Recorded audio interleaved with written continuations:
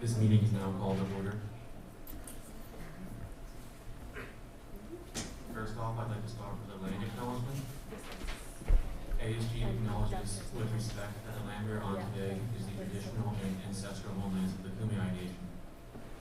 We recognize the indigenous peoples as original stewards of this land and all relatives within it. As these words of acknowledgement are spoken and heard, the ties nations have to their traditional homelands are renewed and reversed. Next up, we'll have roll call. Since Amaya is coming late, we'll be having less of roll call today. Hey y'all, so please sit here when I call your name, and if I mispronounce or don't pronounce it right, please correct me and I'll say it right. Nadia Alcaraz. Here.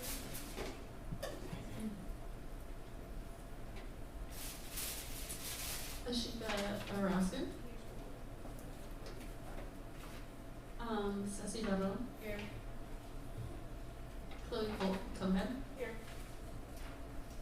Kimberly Cruz. Here. Siri Londu. Here. Jake Dredge. Here. Tiana Fee. Here. Lauren Pettis. Here. Eliza Giro. Here. Chloe Holmes. Here. Claire Ingray. Here. Arissa Lalibia. Here. Natalia Mena. Here. Elizabeth Nicholson. Here. Julian Rada. Here. Sabrina Richards.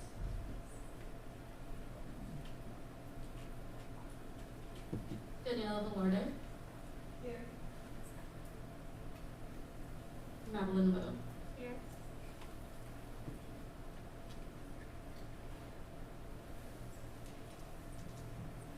Next up, we have the approval of the agenda. Just a little announcement. So Dr. Avery is here today, and we'll put him on the agenda because he needs some extra funding for the Students in Need Fund. So if anyone would like to amend the agenda to include Dr. Avery on it, that would be appreciated.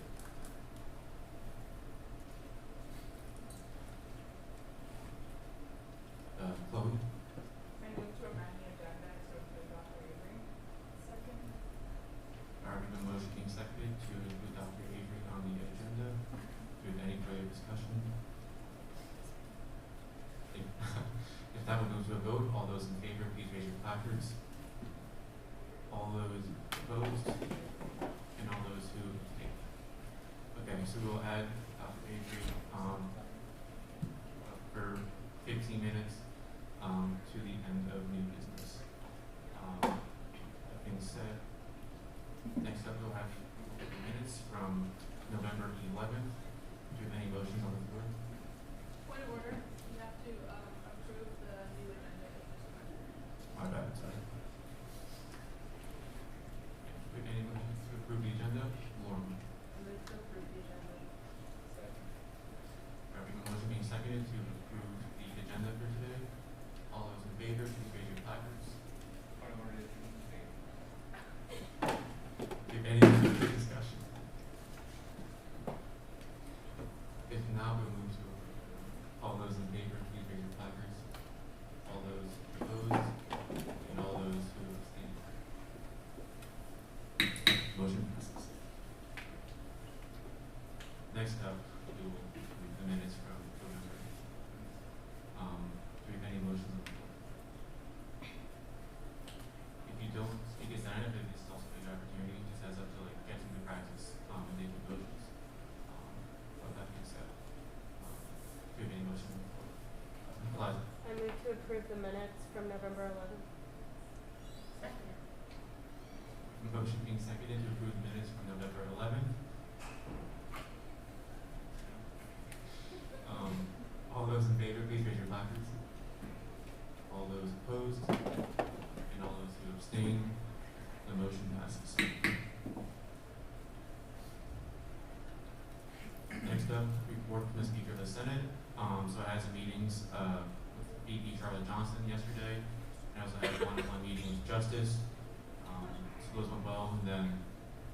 tomorrow, there's an ASG executive assistant position open, so I'll be interviewing a candidate tomorrow for that position. If you haven't RSVP'd to the lunch with Charlotte Johnson yet, please do it as soon as you can because today is the last day to do so. Again, if you can come, I really encourage you to. And even if you can't come, just please respond to the detail invite so it helps them be able to set up the lunch and all the logistics. Also, November 22nd, I'll be issuing with my Q2 reports and the spring allocation requests to the Finance Committee. And then also on Friday, I had a meeting with chairs and coordinators to see how the committees are going and get any updates on initiatives, resolutions, and that kind of stuff. But that's all for me this week. So next up, we'll have reports from committee chairs and coordinators. Valentina is not here.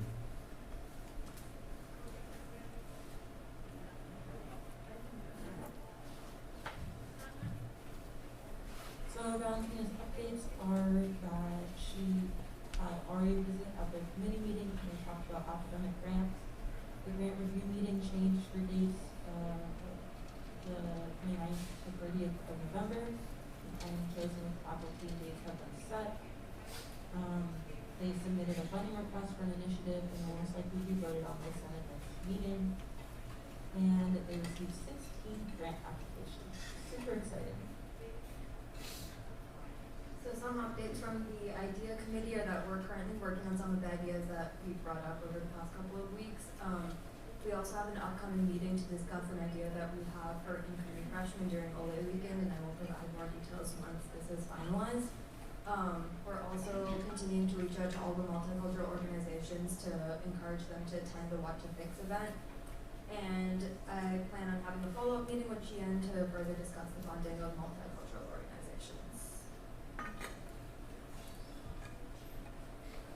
Hello everyone.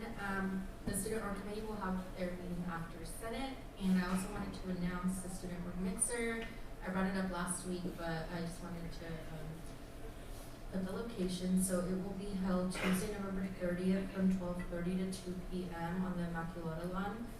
This is an opportunity for student orgs to give the Student Org Committee improvement feedback and to be able to collaborate with the other orgs that show up. This is going to be more of like a grab-and-go event, so those who can't stay are still welcome to answer our QR code questionnaire. Also, I wanted to mention from last week, we heard USO's frustration with their catering concerns, and in an attempt to advocate for multicultural student orgs, I will be attending the UFLC meetings, the United Front Leadership Council, in order to check in and see if other multicultural orgs are experiencing the similar issues with dining services. And based off that, I will be collecting information and determine what the best course of action moving forward. Hi everyone, I don't really have any new updates, but our committee is still working on the initiatives that I've talked about for the past few weeks.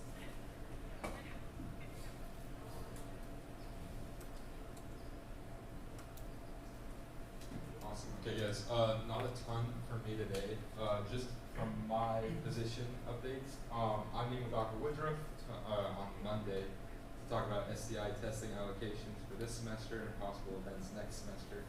I'll keep you guys updated on how that goes. As for like events going on campus revolving around health and wellness, the final QPR, which is suicide prevention training, is on Monday at 6 p.m. I encourage you guys to go. It's a good experience and just good to have that training under your belt. You get a certificate. Encourage your friends to go as well. Dinner will be provided. So that's all for me. Hello everybody, happy Thursday. Thanksgiving is upon us. I had a meeting with the CPP chair to discuss the Chico Fair, just a little check-in. And then I'm scheduling a 30-minute sustainability coalition meeting for the first week of December. There's a doodle poll if you want to attend. We want to really keep this open to anybody who's interested in sustainability. We initially started it just for my sustainable clubs and orgs, but we're open to extending it to other kinds of orgs. Also, there was a food options at USC survey presentation that a student made. It is a really great all-encompassing presentation about like statistics about the food on campus as well as students' opinions about the food. And I encourage you all to take a look at it. As senators, I think it'd be really valuable information. And I just posted some of my favorite slides on that. Thank you.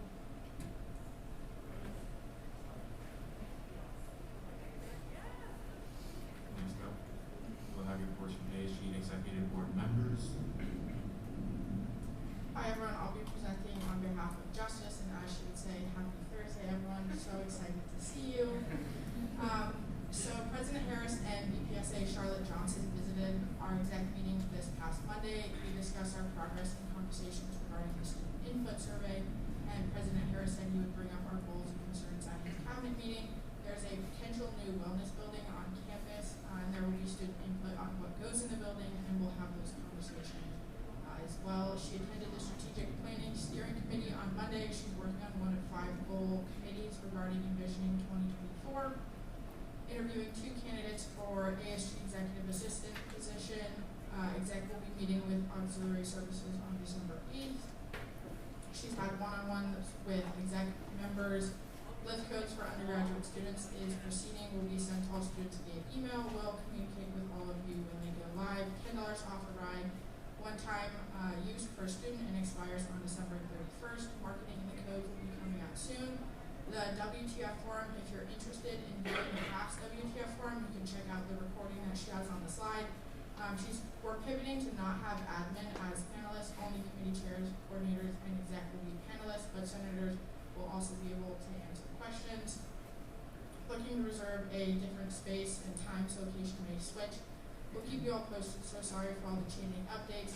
Justice's email is on the screen, and she says, have a wonderful Thanksgiving break. And also for Ari, who's out of the country, she said she's currently out of the country for school. Please know if you have any questions. She's still accessible by her email address or through GChat phone number for emergencies. Any exec member can also provide you with that. Might be a bit of a delay due to the time difference. Academic grant updates are new academic grant selection process, November 29th and 30th. All 3 professors have been chosen in addition to 1 extra. In total, there are 4.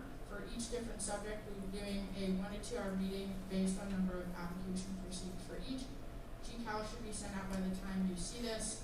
And she has the list of people up there who are professors. And then BibliU and library updates. Catherine from the library has informed that ASG is able to post flyers on the virtual screens in Copley. When she comes back, she'll have a meeting with Catherine for next semester's marketing. As of Wednesday, she has sent an email to Catherine about Q3 reports and funding requests, and will have submitted by Friday on the Q3 reports. Jen, and Justice, who have been CC'd on that email. That's it. She says, everyone have a great break. You've been working so hard. My updates. And if you haven't heard me talk enough, the proposal that I've been working on with Margaret Leary is going to be sent tomorrow. I'm still trying to figure out if it's something that we can share, but if it is, I will. It's been really cool to be a part of, and we're hoping to get accepted in the program for racial justice on campus. So thank you for your sacrifice. Not much from me. I just want to let you all know that I split up the Senate bylaws, and so the judicial branch will all be working on it. I have a table that they're working on to kind of distribute the inconsistencies between the Senate bylaws and the Constitution. So it's a really long and tedious process, so it's going to be that same update for a while, so just let you know that. Hi everyone, I'll be doing Kobe's updates. He talked with Auxiliary regarding the over $500 rule for food vendors, and he connected with FUSO and heard their concerns and brought that to the attention of Auxiliary. He met with Senator Madeline regarding the eco fair they're planning next semester. He's collaborating with Schlick for a de-stress and self-care event. The Christmas tree lighting is at 4:30 p.m. on the 30th. TPB's Winter Wonderland will proceed right after that on Paseo de Colochis at 5:30. Everyone except Senator Arisa, Senator Chloe, I'm not sure which Chloe to specify, but and Andres have to work a TPB event still. Please be expecting an email from the Winter Wonderland Committee soon, and he'll send a calendar invite. If you have a conflict and cannot help at this event, please email Kobe directly at that email. Okay. So for my updates, the next ASGBC will convene on the 30th, just because it happens every Tuesday, and the next Tuesday that we normally would have held it on is the 23rd. However, most of the committee won't be there, so we will be tabling all of the funding requests to the 30th. Quarter 2 budget reports as well as spring requests are due on the 22nd. And I just wanted to remind you all that there is a Senate Initiatives Fund, and the budget was $20,000. I'm not sure, you can check in with Sean how much is remaining, but I just wanted to remind you all that there is a budget for your guys' initiatives. So for me, I'm going to move forward with the Senate Meet the Team. If you have not yet submitted your Google Forms, please do as soon as possible. I want to have them all posted by the end of the semester. And then I'm also working with Arissa on Lift Marketing. So our goal is to have flyers to post around campus as well as promoting on social media. And we would like to have it by the end of the weekend. So please keep an eye out for it. Thank you.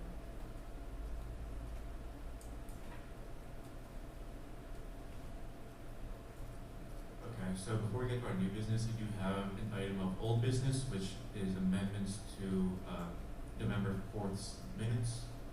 So with that being said, do we have any motions on the floor?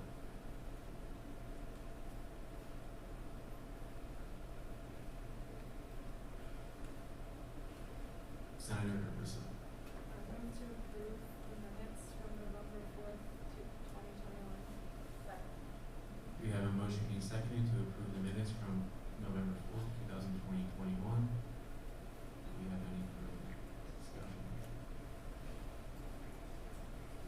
If not, we'll move to a vote. All those in favor, please raise your placards. All those opposed, and all those who abstain, the motion passes.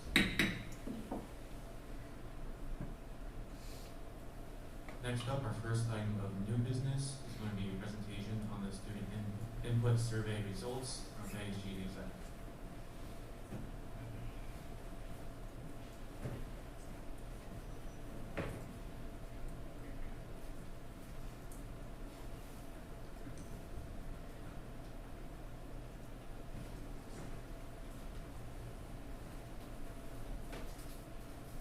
Okay, can y'all hear me? Yes, okay, great. So we're gonna present the student input transition to in-person survey that y'all went around and talked to your constituents and got information from. So overall, we got 188 responses that exec went together and we kind of compiled all the data and made this presentation. So just for reference, so far we've talked to Dean Keene and Dean Roberts, so engineering and School of Business. And Sarah also touched briefly about this survey results at the Dean's Council Advisory meeting as well.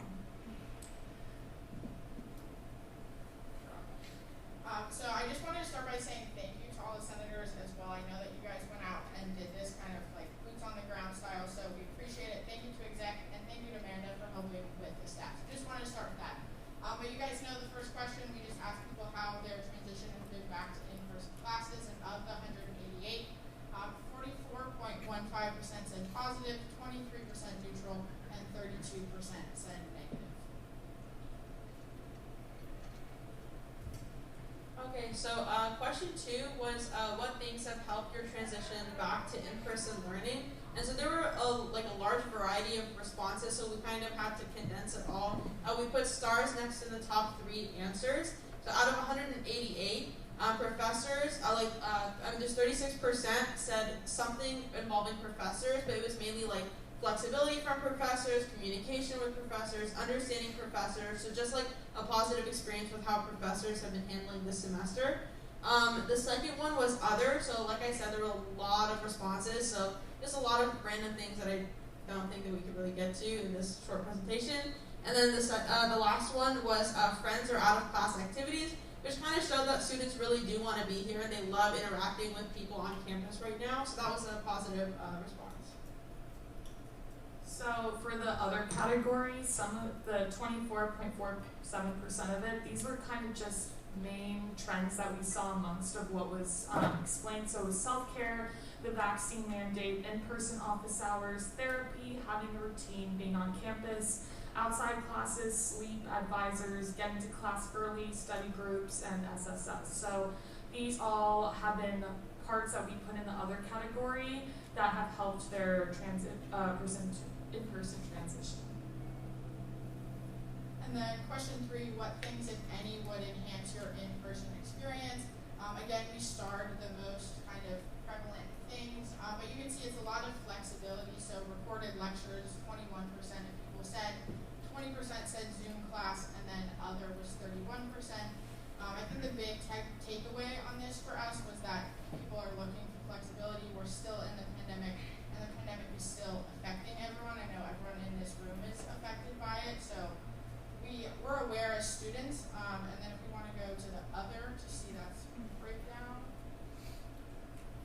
So for other, we saw a lot of different things, microphones in class, more in-person office hours, more communication from professors, more understanding overall, flexibility for working students, support for sick students, flexibility from professors and patients. So like we've been saying, just flexibility and understanding a good dynamic between professors and students. And also, just to add on to that, if y'all aren't aware or familiar, there are now microphones in classrooms. So if that's something that you know your constituent or yourself or any of your classmates are experiencing, let your professors know about it, because they probably have seen it but don't know how to utilize or how to turn it on. And if you have questions, I believe there are resources on the website on how they can turn those mics on too. So this was something interesting for us to see as well, just because that's clearly been, that's a resource available that should be utilized. And then for question 4, we just asked what department or subject that students are experiencing their struggles. We asked this question just because me as a bio major, I might not be having issues with bio-specific classes. I might be having issues with poli-sci, so that would be a different department. And then out of the 188, you can see school of business was 10%, school of engineering was 1%. I will note we just had some trouble finding engineering students. And then we broke down CAS into STEM, language, poli-sci, IR, and then humanities, exempt, psych. So you can see STEM is a really big one. Obviously, that's a very hard major to be in, so shout out to STEM majors, I feel you. But those students, because the classes are hard, they probably need a little bit more flexibility. It's challenging to miss a class like that. And then you can see all of the other breakdown as well. I also want to add that these are just minimum percentages, just because, like you see, there's like 37% of students didn't fill out the question. So it's very possible that they experienced issues within these departments or schools and they didn't mention it. Also, there's a large population of USD that just didn't fill it out. So this is just a minimum. So some things that we also, just from this survey, from this finding, obviously students are really excited to be back in person, to see people again, to see their friends, classmates. However, there's just certain things that we need to start promoting to be more accessible in the classroom, even just beyond COVID as well. So what we're proposing advocating for through this finding is flexibility and equitable remedies, and that everyone has different lived experiences with the pandemic, and we need to be accommodating in every situation. So through this, we're kind of finding more Zoom options, encouraging students to stay home when they're sick, and strongly encouraging recorded lectures. We heard that the law school is requiring recorded lectures, and we also let President Harris know about that on Monday at our exec meeting, and he was kind of like, oh, I will look into that, I didn't really realize that. So that's, again, where's that kind of consistency? There's just a lot of inconsistencies within amongst all the departments, and what we're trying to promote is that every student has the same resources available. I also just wanted to touch on something Logan talked about first.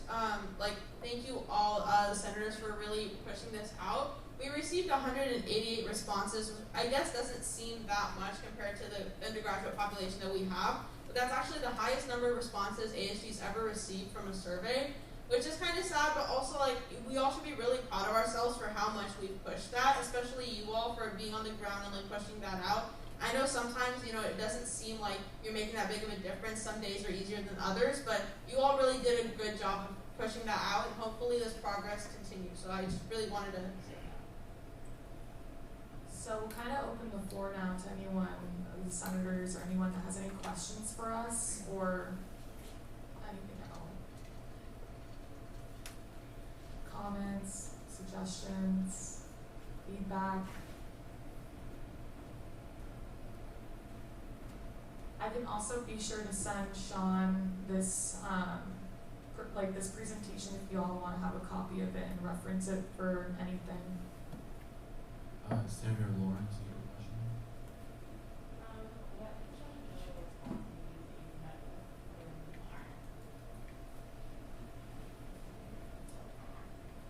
What has been the response of the deans that you guys have already met with?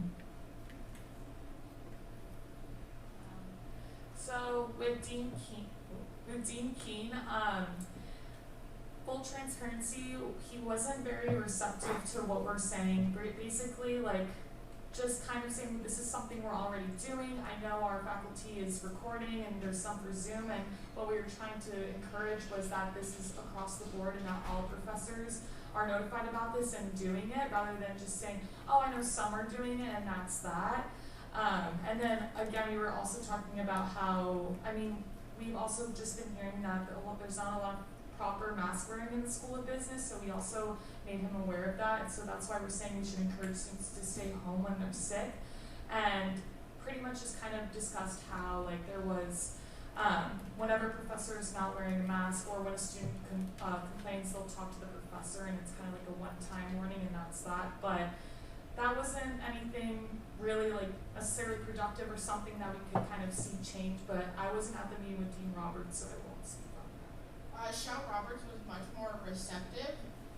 He definitely said he saw where we were coming from, and it's something that he also thinks should be mandated, but because of intellectual property and potential legal issues for the university, they can't mandate. So we had the meeting with him, he was receptive. We emailed him and said, when can we expect you to follow up? We never heard back from him. So I think we're still going to have to keep pushing for these deans to actually walk their talk at the end of the day, even if they're receptive.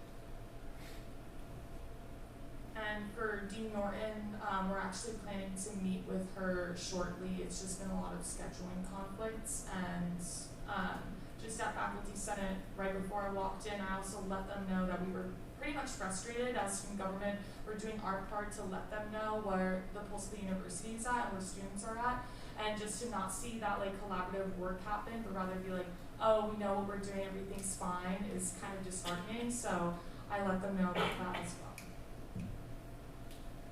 Y'all have been pushing this out, and you've been spending a lot of time doing that, so I kind of want to hear your reactions to the data that we collected. So I want to hear three voices aside from Senator Lauren, to share your reactions, concerns, questions, anything, because you all represent a population of the student body.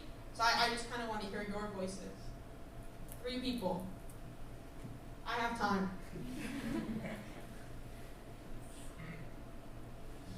Senator G. Awesome. Thank you for presenting. I just, based off of how many responses we got and the total undergraduate population, there's only about 3.5% of the student population being represented in these survey results. Do you think it's still okay to draw conclusions about the entire student population based off such a small sample size? Well, we did what we could with the information that we had, and also because we all have constituents, constituents means our friends, our classmates, people that may have not filled out the forms, but as part of ASG, our job is to get the pulse of the university, whether that's written content or not. I know all of us have had conversations with several students. We actually went around for a couple of days walking around and asking students how they felt as well. So we did the best we could with what we had. And I'll just say, at the end of the day, ASG is not supposed to be doing research on the campus, so we did our best. Obviously, we would have liked to get more responses.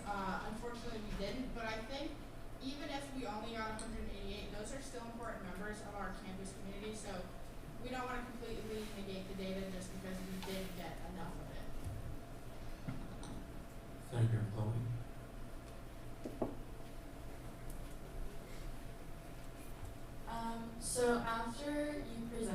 to Dean Keen and or you didn't get the response that you want, I was just wondering like what the next steps were to get some kind of response from the survey. Well, I addressed him too at the Dean's Advisory Council, and he kind of kept, saying the same thing. So we did push multiple times, and we did talk to President Harris and Vice President Charlotte Johnson about it. So that was also one of our big next steps, because they were pretty much unaware of how the reaction really went. So now that we've had that conversation with them, obviously they're in a different position than we are, so they can actually delegate a lot more information throughout the deans, more than we can. And to kind of add to that, we also let President Harris and Charlotte Johnson know that this has been a semester of us trying to figure out what's working and what's not working after pretty much a year and a half of being fully online. Like, we're still transitioning, so we're hoping that with these findings, with these concerns that we're hearing, this is something where we can start next semester off with these equitable remedies. And so President Harris also asked us, like, what do you all, because he had a President's Cabinet meeting on Tuesday, and so he said that what would you all like me to tell that group on Tuesday, and we all pretty much told him everything that we're advocating for through the survey that we found. So we'll see kind of how that meeting went, and we asked for a follow-up, but we'll see if we don't. I was also wondering why only the law school is requiring the recorded lectures and why all the colleges are requiring it. Yeah, so we've been hearing that the law school is like either requiring recorded lectures or strongly enforcing that every student has had no problem coming across a class where there aren't recorded lectures, and we let President Harris know about that too, and he didn't know that they were requiring or having recorded lectures. So I'm actually going to follow up with the president of the Bar Association, which is the president of like the law school kind of student government, and ask what their pulse is. But regardless, I know that they have more consistencies and more equities with recorded classes in the law school. So that's something we talked to Dean Keen about. That's something we told President Harris, that we don't see how it's necessarily fair if one school can, but the other like undergraduate population can't. Just a reminder, just for the sake of like Robert's rules and staff, is if you have a question and you have a follow-up question, you need to be called on again. Just a reminder.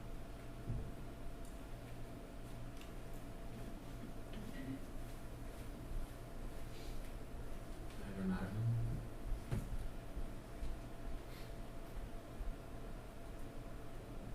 Thank you for putting together this presentation. Since the law school is allowing recorded lectures, have you guys heard if like the professors are upset about like what Dean Shell Roberts was saying, like with intellectual property?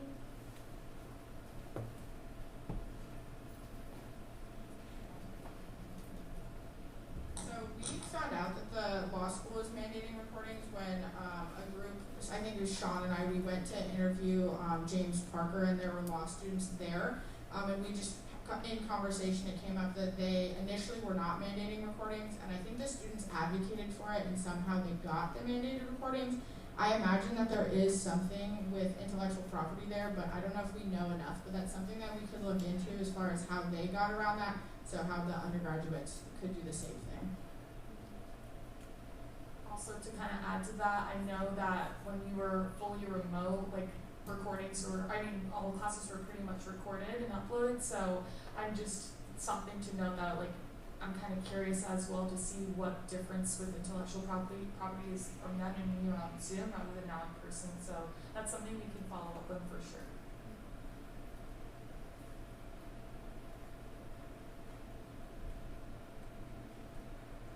Okay, if there are no further questions, we will move on to the next agenda item.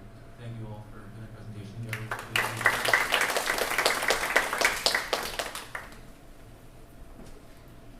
The next up, we'll be having an ASGBC briefing from Qian, and she'll be discussing the ASGBC funding request. Vote on.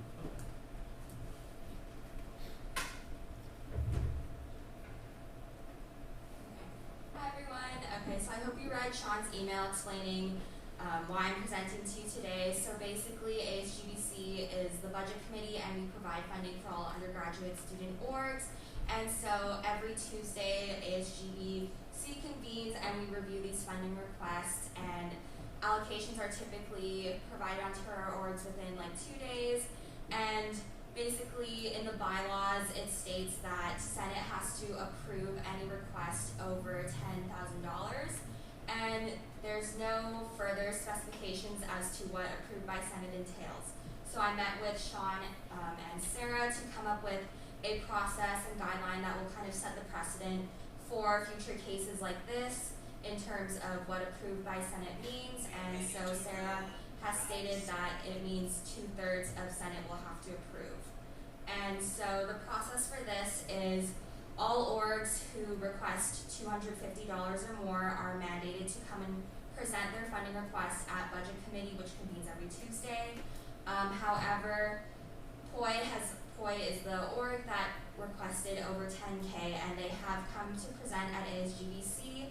And usually in the case that it is under 10K, the Budget Committee will vote on the decision based on things that we consider and then provide that allocation of funding onto our orgs right away. But in this case, we've reviewed their presentation and come to a vote, and I'll say what we recommend after POI presents. But in this case, I'll bring the recommendation of the Budget Committee, and then it is up to you all as senators to vote to approve if you would like to approve the full amount, or you can suggest a partial amount or deny the funding request outright. And so a couple things that Budget Committee considers when talking about these decisions of how much to fund is based on expected undergraduate attendance. So we'll do $10 for food and entertainment for categories that are open to the entire student body. GBMs, for example, are allocated $6 per person, and there's different categories in which the cheat sheet that we follow provides us guidelines. Another thing that we look at is what is the purpose of this event. My personal goal is to support marginalized and multicultural orgs, and I've conveyed this to the committee, and they've taken on this goal as well. So that's something that we keep in mind with every request that we do approve. We're also taking into consideration the remaining budget for the fall. So when we made this decision, when we were deciding on POI's decision, we had about $54,000 left for the fall. We will be getting a bigger budget in spring. So we're just working on the remaining balance for fall. Also, another thing to consider, it is better for orgs to kind of over-request, as it gives them some flexibility when they are planning their event, as some of it is just rough estimates, as well as orgs can't request multiple times for a single event. So this kind of just gives them some flexibility, and if they run into some things, this extra funding that they kind of over-request or overestimate will help them in that way. So those are just some things to consider, as well as when we approve these funds, what precedent are we setting, and what are the purpose and things that we want to keep in mind with this. So with that, I would like to introduce Austin Peters from the People of the Islands Club, and he'll be presenting his funding request.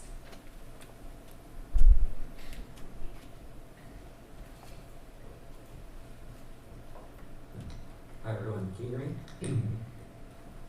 Yeah, so hi, my name is Austin Peters. I am the co-president of the People of the Islands Club, and I'm here to talk about our event, which is our luau. In my opinion, our luau is one of the biggest events of the year, and one of the biggest multicultural events of the year.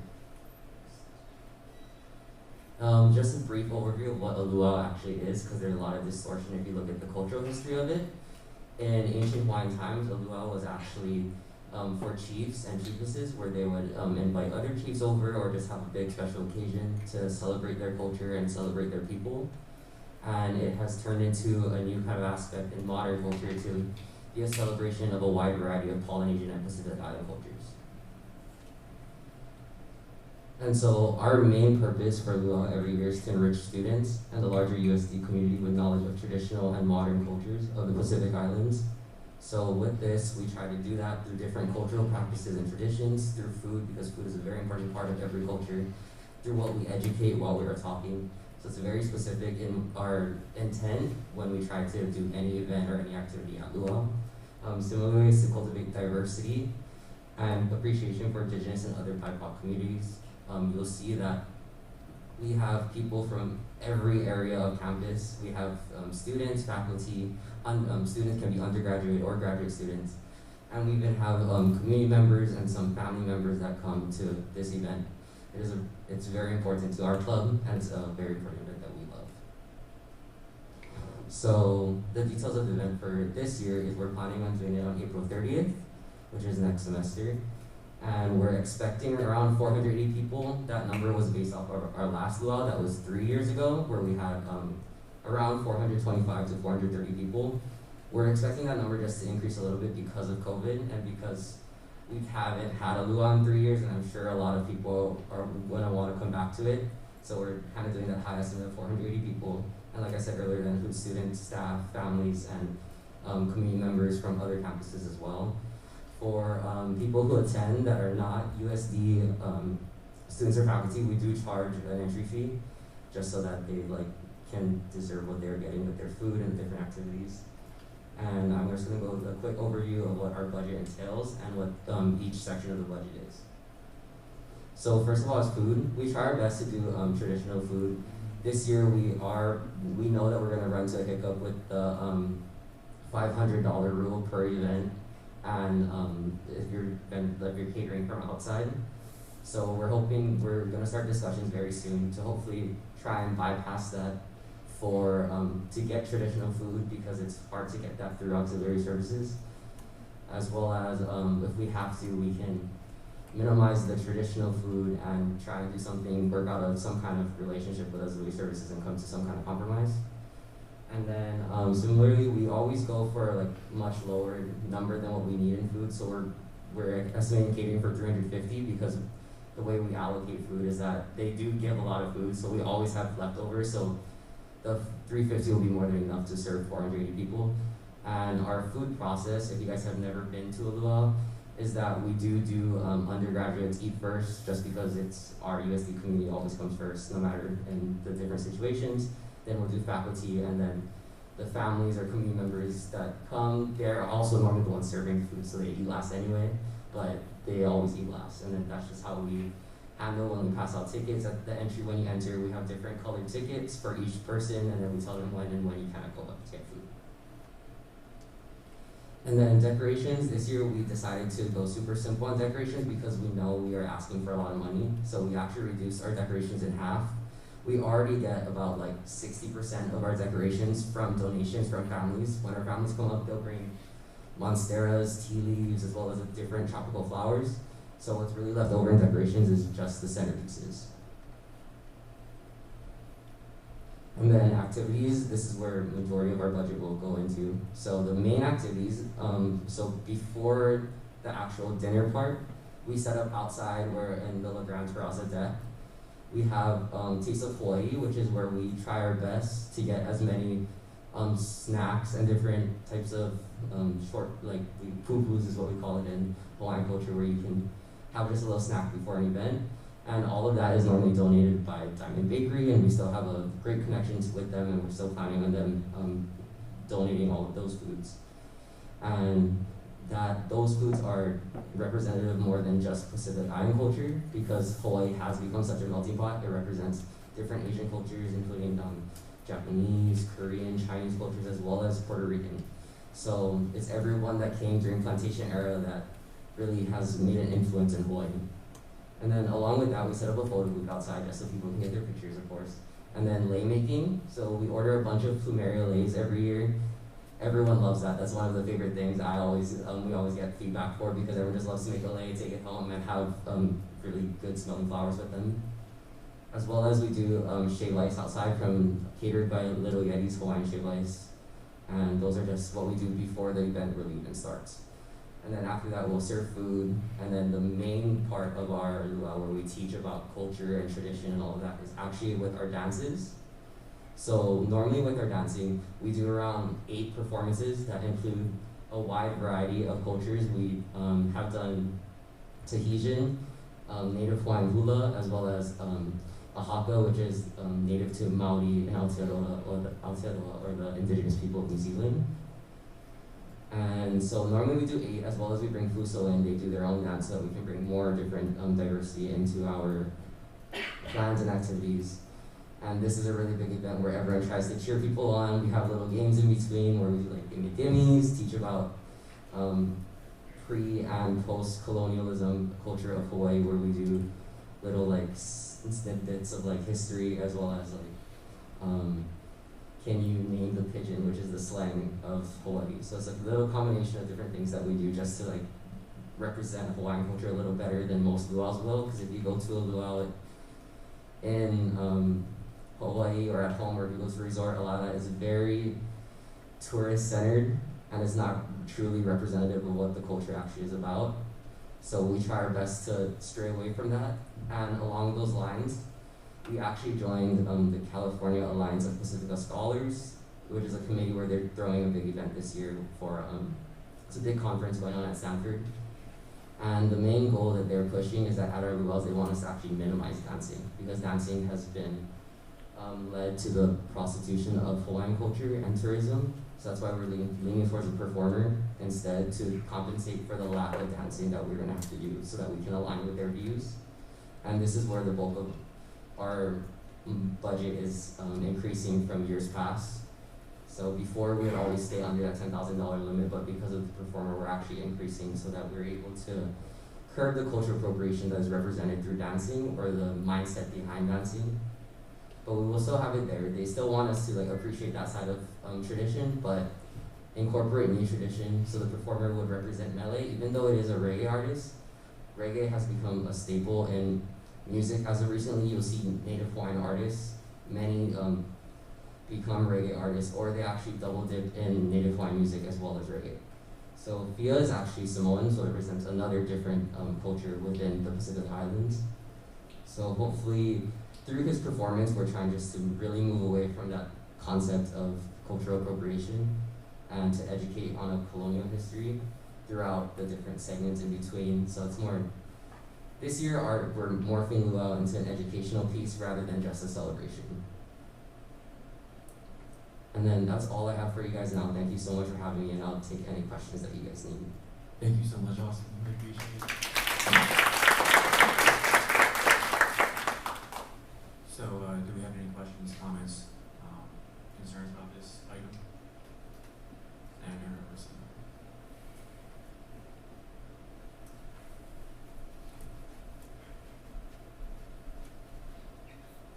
I don't really have a question, but I just wanted to thank you for coming.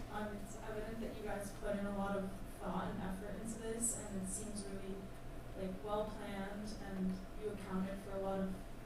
I honestly, like, because I don't have questions, because you guys accounted for a lot of things that we would have to normally ask about, and I just wanted to thank you, and I think that this event looks like really important and great.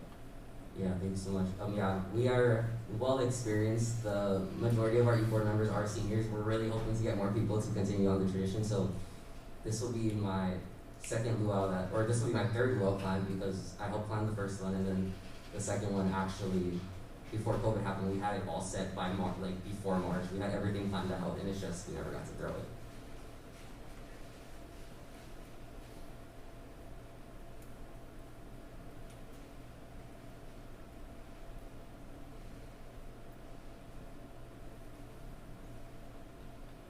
So, if you do not have any further comments, questions, concerns, then we might hand it back off to Shia to talk about ASGC's stance on the situation. Yeah, thanks, Austin.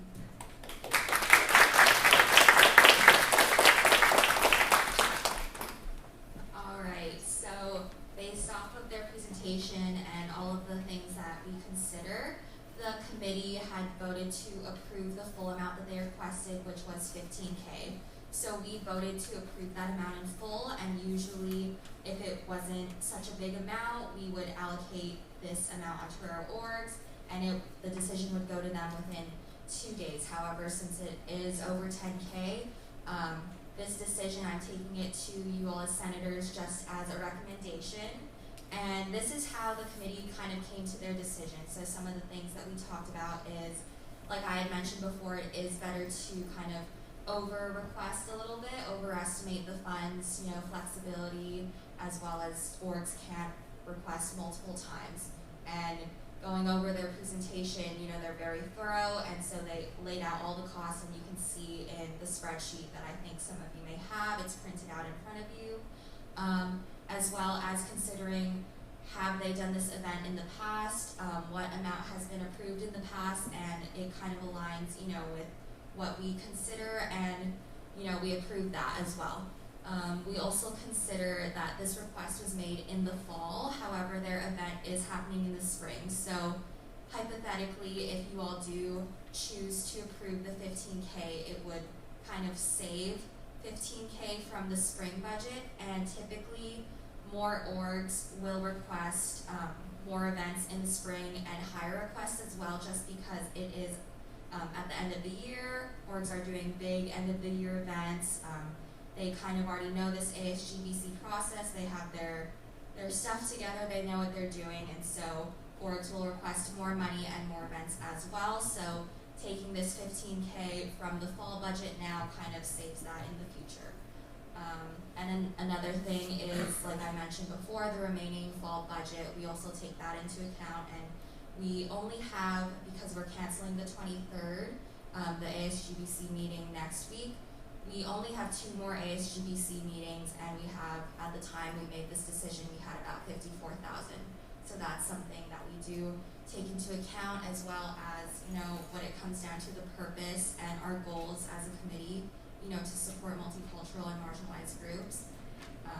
And, they had a successful event in the past, so like I think Senator Orissa Senator had mentioned, we really had no concern or really no questions because their presentation was so thorough.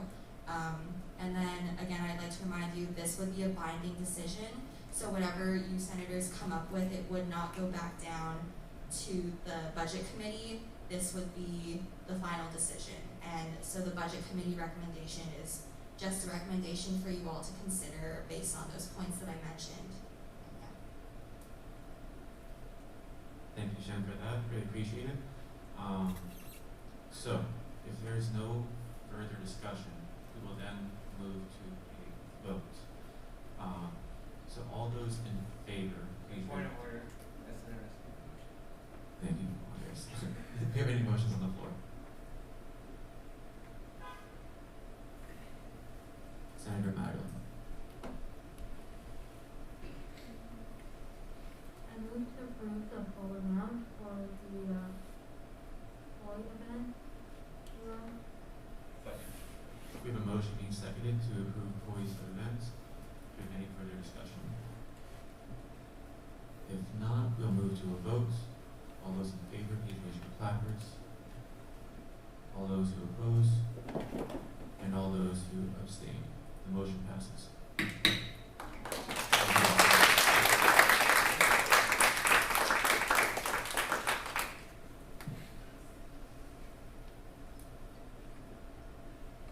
Next up on the agenda, we'll have a presentation on returning student organizations from Ceci.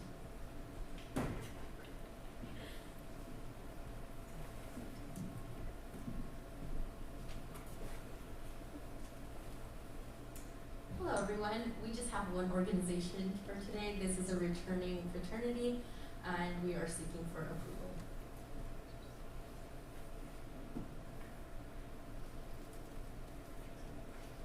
Do we have any motions on the floor? Senator Hermison.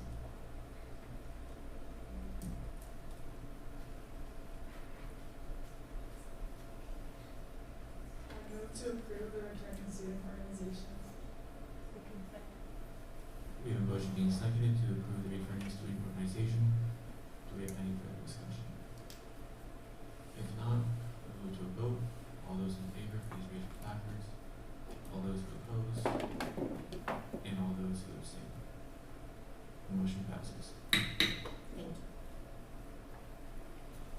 And then we'll now have our last new business item, the amended item.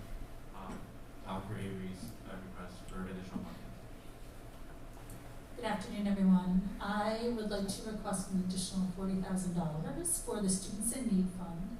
The original allocation was $100,000, and we have used all of that funding to date. Actually exceeded it, but I did have some other funding sources that I've been able to help put into the Students in Need Fund. There's been about 175 different students who have requested funding this semester. We've been able to help about 80% of them. Some of them don't have any room in their financial aid package that we were able to provide them assistance, and for others they had to submit an additional request and they haven't done that yet. So if those go through, there may be even more. And as of today, I just received another 5 that I have not yet funded. So, are there any questions? Senator Madden?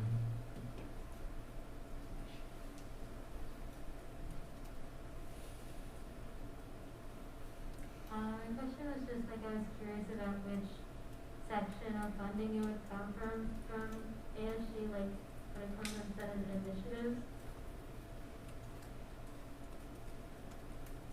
Jen?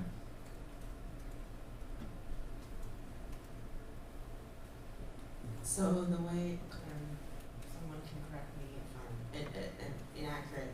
So technically when there is a request of this nature, typically this does not happen, but because this is more time sensitive and than waiting till next semester, I encourage Dr. Avery to consider this option. This would be voted on if you would like, and the money would come from the reserves. So currently there's that pot of reserves, it's about $60,000-ish. And so if that was to be approved, also something to consider is that when the finance committee meets, there could be a vote that is to replenish the reserves. So there is still money in the budget, but the way it works is if it's at Senate, the money would come from reserves. So it does not impact the Senate Initiatives Fund. No. Also, the reserves is only about 5% of the ASG budget, if that's something that you want to keep in mind as well. Thank you, Jen. Just a reminder, yeah, you need to.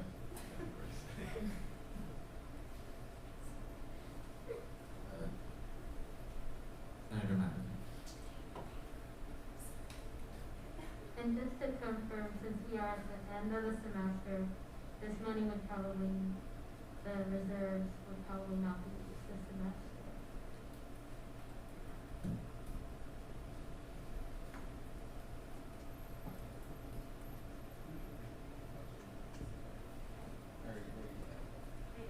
Just to confirm, because we are at the end of the semester, it's highly unlikely we will touch those reserve funds. Thank you, Madam.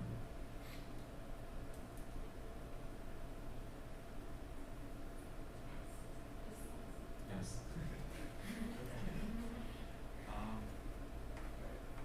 Do we have any further questions, comments, concerns? Senator Bowman.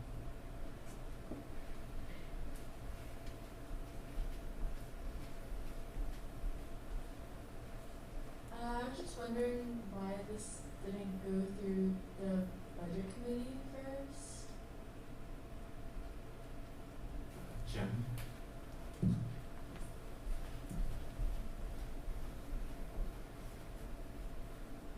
That's a good question. So the way the ASGBC budget committee works is those funds are allocated and prioritized for student organizations. So student orgs request money for their initiatives and events through that route. Senate Initiatives Funds is a fund that you all use as senators for the initiatives that you have. So like i.e. the grocery trams that have been talked about is an initiative that the Senate Initiatives Fund would request. Students in Need Fund is funded through the Speaker of the Senate's budget. And so there is no committee, there is a finance committee, but that meeting would only be, that's already scheduled for later on, and timing wise, this was, since Dr. Ager mentioned that there's requests coming in, it would be, I would say, time sensitive that this fund was requested at this time. Hopefully that answers the question. Senator Arisa.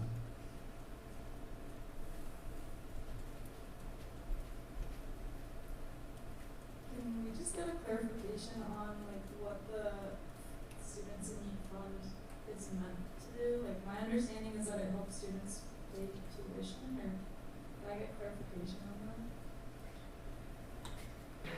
Okay. Okay. Dr. Avery. Absolutely. So the Students in Need Fund supports any students who have challenges to continue academically. There have been a lot of requests for laptops. Laptops have broken, students can't afford to purchase a new one, so I think I purchased maybe 65 laptops.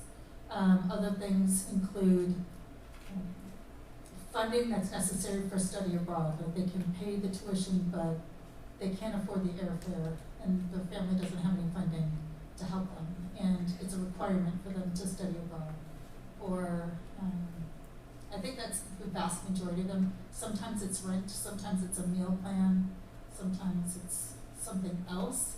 But food and meals are typically built into your cost of attendance already, so it has to be some extenuating circumstance that we can add on to that. And also, just a reminder that the budget and finances for ASG are available on the shared Google Drive, so you can find all the different allegations and their descriptions on shared Google Drive. If you'd like to go look at it. Senator Jake.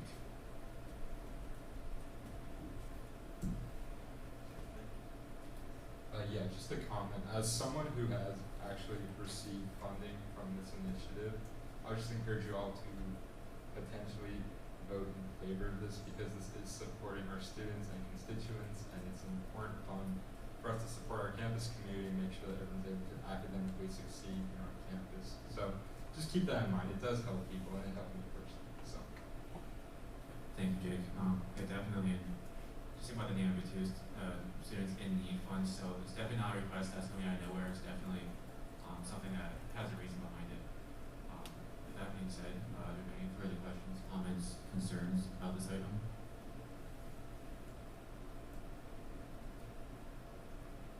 Senator. I move to approve the funding request for the Student Needs Fund in full. We have a motion being seconded to approve the Students in Need Fund additional allocations. Do we have any further discussion? If not, we'll move to a vote. All those in favor, please raise your placards. All those who are opposed, and all those who abstain. Motion passes. Thank you.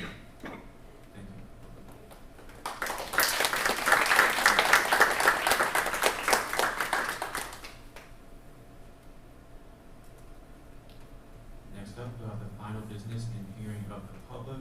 So at this time, any senator may take from the table any motion previously laid on the table in a meeting the week before, or present urgent business. Any member of the public may voice any concerns to the assembly on non-agenda items.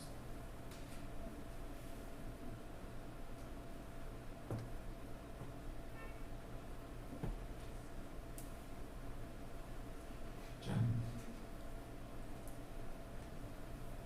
Hi everyone.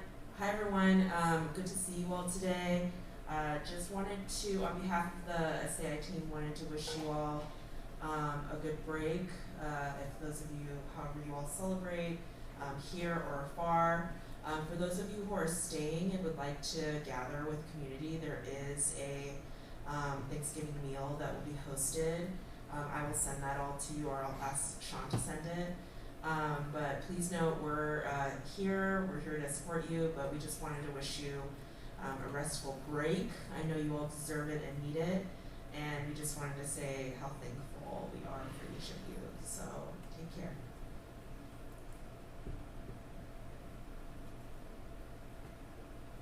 Senator Lauren. Hi everyone. I wanted to bring to everyone's attention that tomorrow at 7 p.m. to 8:30 p.m. in the SOP courtyard. There's going to be a vigil to remember those lost to transphobic violence. It's going to be Transgender Day of Remembrance is the 20th. This is like a really important event, and I feel like it would be great if ASG showed support at it. So I really encourage everyone who's able to attend.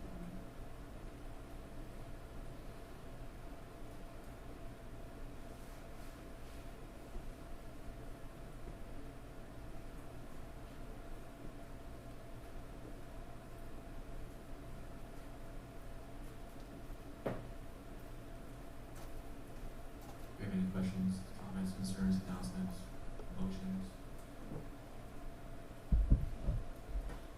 Senator Harris.